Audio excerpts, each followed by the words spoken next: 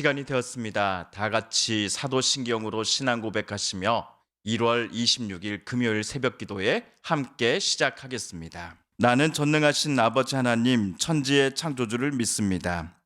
나는 그의 유일하신 아들 우리 주 예수 그리스도를 믿습니다. 그는 성령으로 잉태되어 동정녀 마리아에게서 나시고 본디오 빌라도에게 고난을 받아 십자가에 못 박혀 죽으시고 장사된 지 사흘 만에 죽은 자 가운데서 다시 살아나셨으며 하늘에 오르시어 전능하신 아버지 하나님 우편에 앉아 계시다가 거기로부터 살아있는 자와 죽은 자를 심판하러 오십니다. 나는 성령을 믿으며 거룩한 공교회와 성도의 교제와 죄를 용서받는 것과 몸의 부활과 영생을 믿습니다. 아멘. 오늘 우리 함께 읽을 기록된 하나님 말씀 신명기 제12장 26에서 32절까지의 말씀입니다.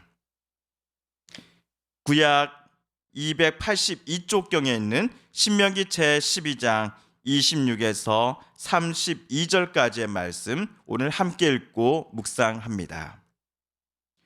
오직 내 성물과 선물을 여호와께서 택하신 곳으로 가지고 가라. 내가 번제를 드릴 때에는 그 고기와 피를 내 하나님 여호와의 제단에 드릴 것이요 내 제물의 피는 내 하나님 여호와의 제단 위에 붓고 그 고기는 먹을지니라. 내가 내게 명령하는 이 모든 말을 너는 듣고 지키라. 내 하나님 여호와의 목전에 선과 의를 행하면 너와 내 후손에게 영구히 복이 있으리라. 내 하나님 여호와께서 내가 들어가서 쫓아낼 그 민족들을 내 앞에서 멸절하시고 내가 그 땅을 차지하여 거기에 거주하게 하실 때에 너는 스스로 삼가 내 앞에서 멸망한 그들의 자취를 밟아 올무에 걸리지 말라. 또 그들의 신을 탐구하여 이르기를 이 민족들은 그 신들을 어떻게 섬겼는고 나도 그와 같이 하겠다 하지 말라. 내 하나님 여호와께서는 내가 그와 같이 행하지 못할 것이라. 그들은 여호와께서 꺼리시며 가증히 여기시는 일을 그들의 신들에게 행하여 심지어 자기들의 자녀를 불살라 그들의 신들에게 드렸느니라. 내가 너희에게 명령하는 이 모든 말을 너희는 지켜 행하고 그것에 가감하지 말지니라. 아멘. 이스라엘 백성들이 가나안 땅에 하나님의 도우심을 받아 입성하고 정착하여 살아가게 될 때에 그들은 하나님께서 지정하신 곳에서만 번제용 제물을 가져와서 하나님께 제사를 올려드려야 합니다. 본인 마음대로 자기들의 소견대로 좋은 대로 판단하고서는 아무 곳에서나 번제를 하나님께 올려드리겠다며 가축을 불태워서는 안 됩니다. 자기들 마음대로 번제단을 만들어서도 안 되겠지요. 그런데 이스라엘 백성들이 식사 때에 고기를 먹고 싶을 때가 분명 있을 것입니다. 번제물을 생각해 볼 때에 이스라엘 백성들이 먹을 수 있는 유일한 고기는 하나님께서 지정하신 곳에서 번제 예식 때 바쳐진 가축 제물뿐이 아닌가 하는 생각이 들 정도입니다. 이러한 의구심에 대해 모세는 고기를 먹고 싶은 이스라엘 사람들은 번제물로 바쳐진 고기들은 물론이고 본인이 키우는 가축 중 하나를 도축하여 잡아먹어도 아무 문제가 되지 않는다라고 대답해 주었습니다. 성안 어디에서라면 가축을 잡아먹는 것이 합법이었지요. 다만 여기에는 한 가지 조건이 있었습니다. 그것은 바로 그 가축의 고기를 먹기 전 그 가축의 피는 반드시 땅에 먼저 모두 쏟아내 버려야 한다라는 조건입니다. 고기는 어떤 가축의 것이든 이스라엘이 먹어도 상관없되 피는 절대로 무슨 이유에서든지 먹어서는 안 됩니다. 왜냐하면 피는 생명을 상징하기 때문입니다. 생명은 피조물에게 하나님께서 주신 귀한 선물입니다.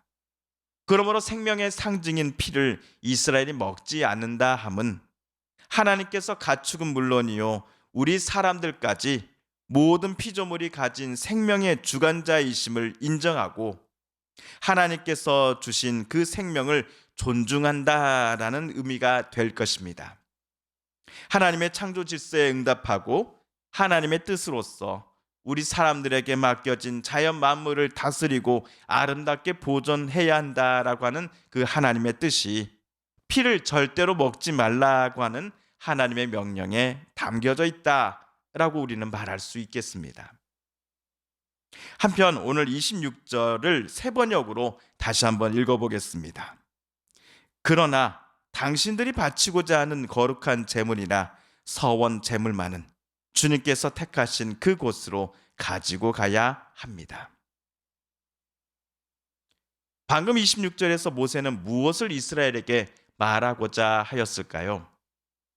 고기를 먹고 싶을 때는 굳이 하나님께서 지정하신 장소로 나올 필요까지는 없습니다.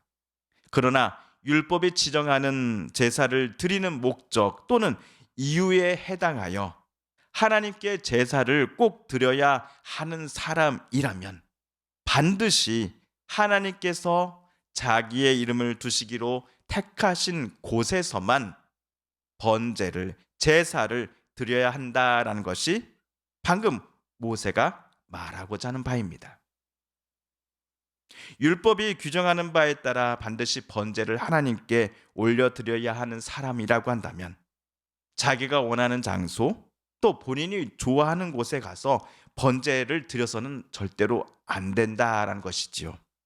그들은 반드시 하나님의 제단이 위치한 곳으로 본인들이 가져온 그 번제 제물을 가져다 놓아야 합니다. 27절을 보시면 그들이 번제물로 바치고자 하는 가축의 피는 하나님의 제단 곁에 모두 쏟아 부어야 합니다. 그런 다음 모든 번제 예식이 끝나고 가축의 남은 고기들은 제사를 드리고자 하나님 앞에 나온 사람이 먹어도 되는 것입니다.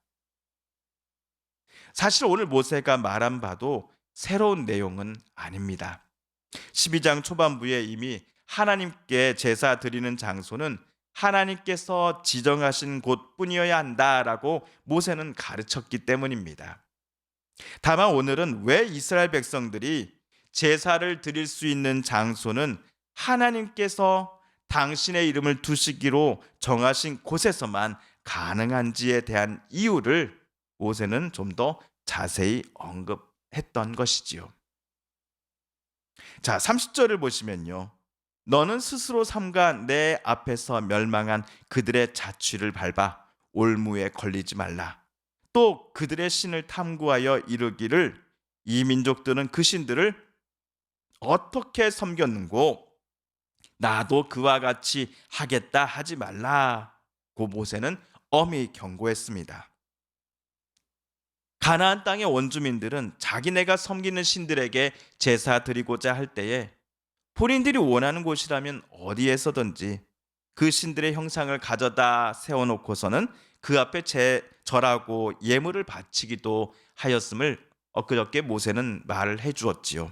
그런데 이러한 가나안 땅의 원주민들의 모습을 이스라엘 백성들도 가나안 땅에 정착하며 살아가기 시작할 때부터 본받아 따라하는 것은 아닌지 하는 염려를 모세가 갖고 있었던 것입니다. 이러한 모세의 염려와 경고를 두고서 어떤 분들은 보십시오. 하나님을 섬기는 예배와 기도회 등등은 하나님이 당신의 이름을 두신다고 하신 곳에서만 나와 드려야 하는 것 아니겠습니까? 이것을 모세가 오늘 말한 것 아닙니까? 그런데 오늘날 하나님께서 지정하신 곳 어디입니까? 교회 아닙니까? 그러니 각 가정에선 절대로 안 되고 교회에서만 하나님께 예배 드릴 수 있음을 우리는 기억해야 합니다 하고 저와 여러분에게 말을 할지도 모르겠습니다. 물론 주일 예배와 같은 공식적인 예배의 소중함과 독특함을, 그 귀함을 반드시 우리는 지켜야 한다라고 저 또한 생각합니다. 그러면서 우리들 각자의 가정이나 일터나 사무실, 회사 등등 어디에서든지 저와 여러분이 하나님의 임재와 말씀과 뜻 그리고 은혜를 경험할 수 있다라는 사실을 간과해서는 안 됩니다. 무시해서는 안 됩니다. 우리가 숨을 쉬고 있는 어느 때라면 어느 곳에서나 하나님께 찬양과 경배를 그리고 기도를 올려드릴 수 있어야 한다라고 저는 생각합니다. 왜냐하면 하나님은 장소와 시간을 뛰어넘어서 역사하시는 무소부재하신 하나님이시기 때문입니다. 자, 그렇다면 오늘 모세가 가나안 땅에 들어가면 하나님께서 지정하신 몇 군데에서만 제사를 드려야 한다라고 모세가 이토록 다시금 강조하는, 또 반복하여 말하는 이유, 진짜 이유는 무엇일까요? 이스라엘이 가나안 땅 사람들의 자유로운 모습을 따라한다면서 그들이 여호와 하나님을 섬길 때에 이방 민족들이 그들의 신을 섬기는 방식으로 섬길지도 모른다라고 하는 우려를 모세가 갖고 있었기 때문이었습니다. 게다가 가나안 원주민들이 자신들의 신을 섬길 때 사용하는 모든 의식들을 이스라엘도 여호와 하나님을 섬긴다면서 똑같이 본받아 사용할지 모른다라고 하는 걱정을 모세는 갖고 있었던 것이기 때문이었을 것입니다. 그 예식 중에 하나는 자기들의 아들이나 딸을 불에 살라 자기네들의 신에게 바치는 예식을 말합니다. 이에 모세는 자기 앞에 이스라엘 백성들에게 엄히 경고하며 12장을 끝맺습니다.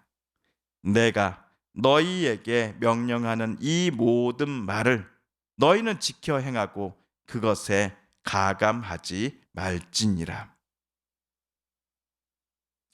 성도 여러분, 요즘 같은 세상에서 성경이 말하는 바 우리의 영혼과 마음이 성령으로 늘 깨우침을 받아 새롭게 되어 예수님을 닮아간다는 것이 얼마나 어려운 일인지 저와 여러분은 잘 아실 것입니다. 예를 들어 목사인 저도 이 행동이 하나님께서 나에게 원하신 것이 틀림없어 라고 생각했던 것이 나중에 천천히 생각해 보면 나만의 착각이었고 나만의 고집에서 시작된 오류였음을 뒤늦게 깨닫고 저도 후회한 적이 종종 있었습니다. 그렇기에 저와 여러분은 오직 성령 하나님의 도우심만을 구하며 하나님 안에서 오늘을 살아갈 힘과 용기 그리고 지혜를 얻어야 하겠습니다. 예배를 통해 하나님을 만나고 하나님의 뜻을 알고자 애쓰며 또 하나님의 뜻대로 살아가겠다는 다짐을 모든 성도들 앞에 다짐하고 또 고백할 이유가 있습니다. 사람이 앞날을 계획할지라도 우리의 길을 인도하시는 분은 하나님이시다라는 사실을 우리는 잊지 말아야겠습니다. 어두운 내 눈을 밝히사 질을 보게 하시는 하나님만을 소망하고 또한 의지하겠습니다라는 다짐으로 오늘 하루를 힘차게 시작하시는 저와 여러분 되시기를 이 시간 주님의 이름으로 간절히 기도드립니다. 주님께서 가르쳐 주신 기도를 드리며 신명기 말씀 묵상 제 49번째 시간을 모두 마치겠습니다. 하늘에 계신 우리 아버지, 아버지의 이름을 거룩하게 하시며 아버지의 나라가 오게 하시며 아버지의 뜻이 하늘에서와 같이 땅에서도 이루어지게 하소서. 오늘 우리에게 일용할 양식을 주시고 우리가 우리에게 잘못한 사람을 용서하여 준 것 같이 우리 죄를 용서하여 주시고 우리를 시험에 빠지지 않게 하시고 악에서 구하소서.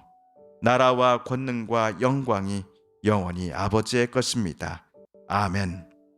우리가 가지고 나온 간절한 기도 제목 하나님께 아뢰며 하나님의 은혜의 보좌 앞으로 우리 더 가까이 나아가겠습니다. 함께 개인 기도 시간 갖습니다.